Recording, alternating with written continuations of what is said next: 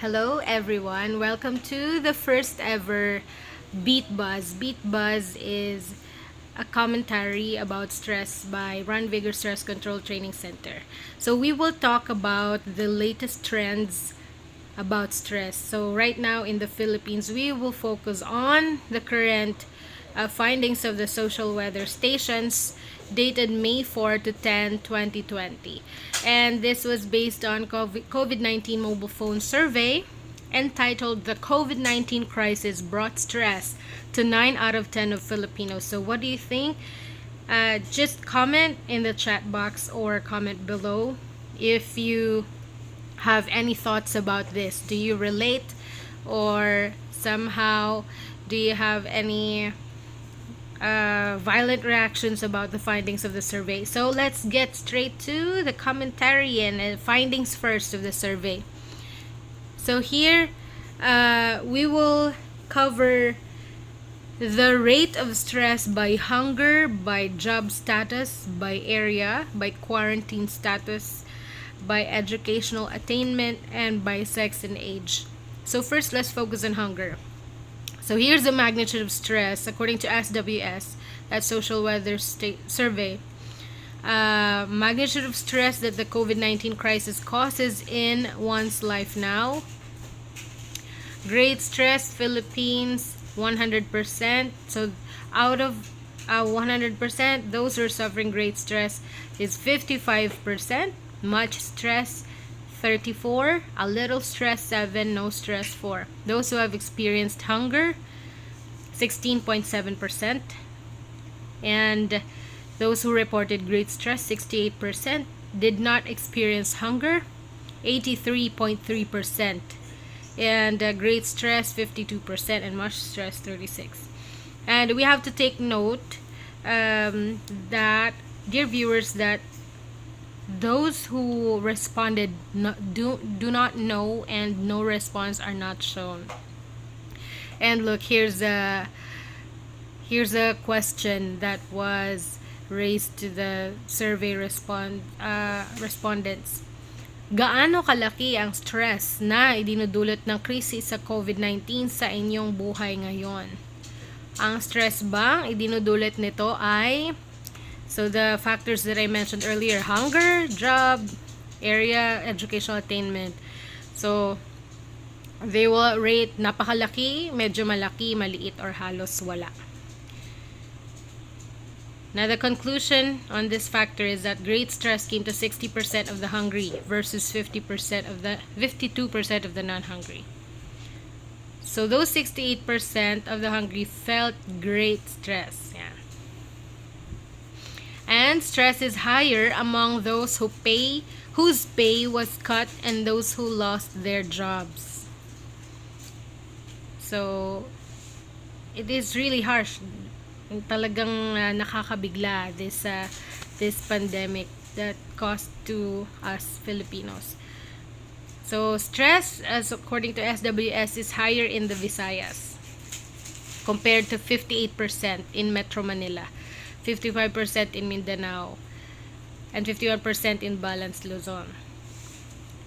And then in terms of that was in terms of area.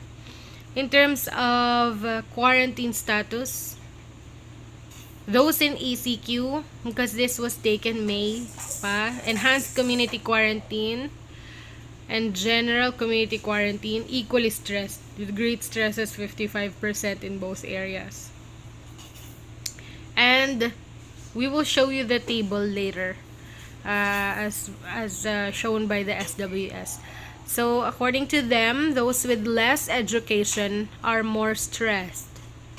So 59% among non-elementary graduates, 58% among those who reached some high school, and 56% among junior high school graduates, compared to 52% among those with some college, as well as among college graduates. In terms of sex, women and men, 56% and 54%. So hindi naman nagkakalayo. By age, it was 58 to 61% among 35 to 54 year olds, compared to 41 to 50% among 15 to 24-year-olds and 50% among those 55 years old and above. So it appears here that majority of those who reported great stress was 35 to 54 years old. So probably these are the ones who was affected much by the loss of job, diba? So these are the working population, 35 to 54-year-olds. Probably the breadwinners, diba, of the family. Okay, so how was this conducted? According to SWS, May 4 to 10, there was a mobile survey that was conducted using mobile phone and computer-assisted telephone interviewing of 4,010 working-age Filipinos, 15 years old and above. Nationwide, 294 in NCR, 1,645 in Balance Luzon or Luzon outside of Metro Manila, 792 in the Visayas, and 1,279 in Mindanao. There's a sampling error margins of plus minus 2% for national percentages, plus minus 6% for Metro Manila, plus minus 2 for Balance Luzon, plus minus 3% Visayas, and plus minus 3% Mindanao. So what does this plus minus mean in surveys like this? So it's not an exact number.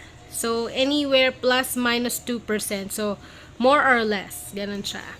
Okay. So the area estimates were weighted by the Philippine Statistics Authority medium population projections for 2020 to obtain the national estimates. There you have it. So are you one of those who responded to this survey? Let us know, because I never I was never asked by SWS, or maybe I was not sure if anyone who asked me was from SWS na. So there, SWS, according to them, employs their own staff for questionnaire design, sampling, field work, data processing, and analysis, and does not outsource any of its survey operations. So this report was prepared by Christian Michael and Toma, Leo La Rosa, and Jose Miguel Alberto Carlos. So these are the tables, diba?